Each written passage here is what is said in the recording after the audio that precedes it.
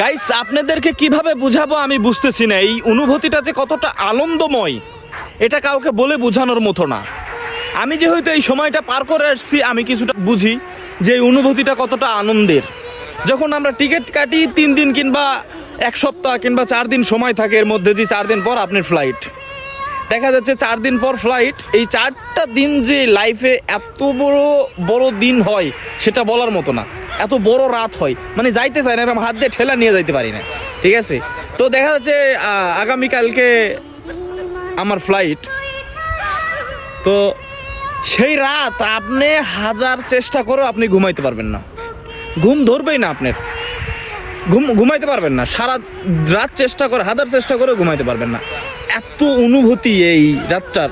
তারপরের দিন মনে করেন যে সকাল সকাল হয়তো বা উঠলেন, ফ্রেশ হলেন, টিকিট হাতে নিয়ে চলে গেলেন এয়ারপোর্টে, ফ্লাইট হয়ে গেল। দেশে যাওয়ার পরে যদি আপনার ফ্যামিলি আপনাকে রিসিভ করতে আসে তাহলে তো আর কিছু বলারই নাই।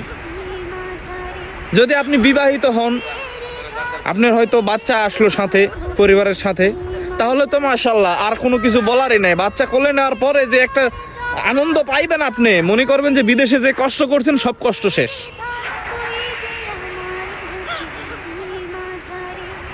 বিদেশিদের সুখের, মানে প্রবাসীদের সুখের জায়গাই হচ্ছে এয়ারপোর্ট। যাওয়ার সময় যে একটা পরিবারের মানুষ যখন নিতে আসে না, যখন সবাই বুকে জড়ায় নেয়, তখন যে একটা আনন্দ, এটা কাউকে বলে বোঝানো যাবে না। গাইস দেখেন এই ভিডিওটা, আশা করি বুঝতে পারবেন। আর ভিডিওটা একটু বেশি বেশি সবাই শেয়ার করে দিবেন, আরও 2-1 জন যেন দেখতে পারে, এই সুযোগ করে দিবেন।